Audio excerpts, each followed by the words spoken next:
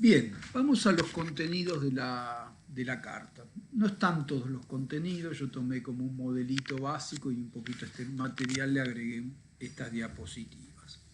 Entonces, la primera cuestión tiene que ver con la aprobación de los estados contables, ¿sí? Donde se declara que están de acuerdo a norma contable vigente o de acuerdo a norma de los organismos de contralor y que fueron aprobados por el directorio de la sociedad con fecha tal y cual.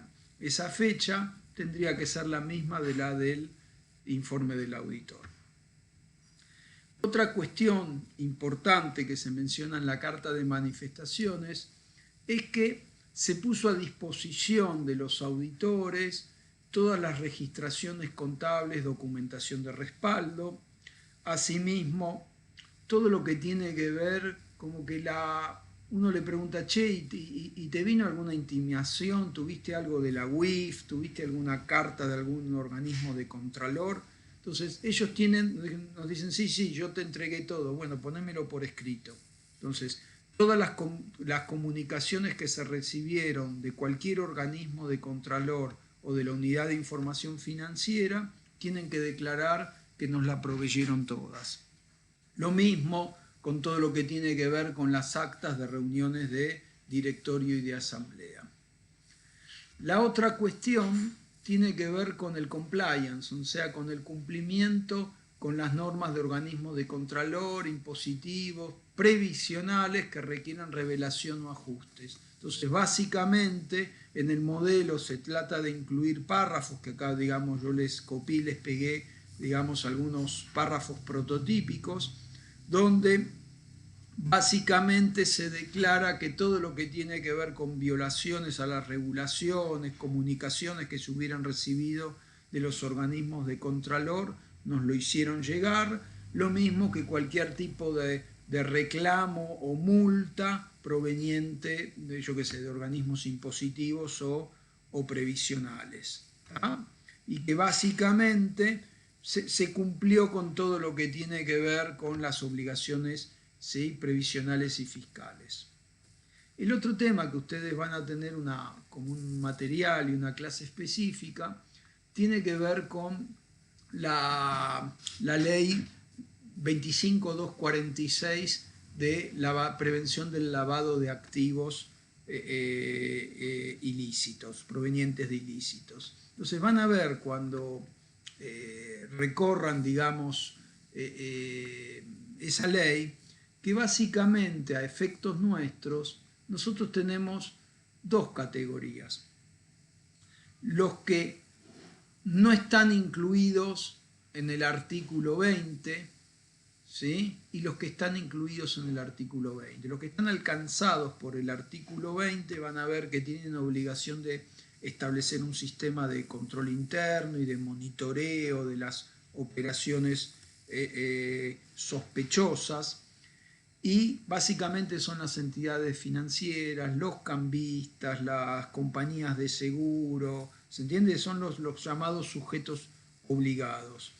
Pero tenemos las que no están en el artículo número 20, donde, si bien no tienen la obligatoriedad, digamos, de armar todo un esquema de control de actividades de prevención del lavado de activos, sí en los casos, ¿sí?, en que haya operaciones inusuales o sospechosas, tienen el deber de informar. Entonces, ¿qué pasa? El auditor normalmente les fue, cuando apareció alguna situación que por significatividad o porque alejarse del giro normal de los negocios le haya parecido que sea sospechosa, normalmente le pregunta a la compañía. Entonces, básicamente, la compañía da una respuesta que el auditor asenta en papeles de trabajo, pero en la carta con manifestación de la gerencia es como que vuelve y pone un punto específico. Entonces, fíjense que dice: no tenemos conocimiento de que la sociedad haya participado en hechos u operaciones inusuales o sospechosas vinculadas con el lavado de activos. Esto no obsta a que el auditor, como habíamos dicho, tenga que hacer sus propios procedimientos en relación a la prevención del lavado de activos. Y también se le propone un punto donde, digamos, dice, confirmamos que les hemos suministrado toda la información que justifica desde el punto de vista económico, comercial, financiero, jurídico, aquellas transacciones sobre las que, o sea, cuando el auditor se encuentra con una operatoria inusual y significativa, normalmente antes, digamos, tiene el deber de informar en el caso en que sea inusual o sospechosa, pero si la compañía le da una buena explicación, el auditor simplemente la anota en los papeles de trabajo y en ese caso no tiene que informar nada. ¿Tá? Entonces, justamente acá se propone un punto donde confirma que nos han dado las justificaciones del caso desde el punto de vista económico, comercial o financiero en relación a esas operaciones. Ahora bien, para los sujetos que están alcanzados por el artículo 20, es como que la misma gerencia, más allá de que el auditor justamente después evalúe cómo fue diseñado y el diseño y el cumplimiento, digamos, de ese sistema de control interno, ellos tienen que declarar que han implementado medidas de control interno para asegurar que si aparece alguna operación inusual o sospechosa, el sistema de control interno lo levante. Y aparte se repiten las mismas cuestiones que para los sujetos no obligados. Bien, hace un ratito habíamos visto que teníamos, por una cuestión metodológica, va a haber determinados asientos de ajustes que pasaron el umbral para proponer asientos de ajuste de auditoría y que por ahí pasaron ese umbral, pero como no son significativos, esta es una salidita piola que siempre tiene el auditor para no agarrarse a las piñas con el cliente, porque en definitiva es un cliente. Entonces muchas veces cuando se encuentran cuestiones que no pasan la significatividad propiamente dicha, ¿sí? Pero sí pasaron el límite para proponer asientos de auditoría, uno le dice, bueno, mira, lo anotamos en el papel de trabajo, no lo pases, sobre todo cuando esos ajustes surgen cuando ya se está cerrando el partido, ¿sí? Donde todo el mundo lo único que quiere es irse a duchar al vestuario, con lo cual uno le dice, mira, no pases este ajuste, te lo voy a poner en la carta con manifestaciones a la gerencia y vos me lo firmás.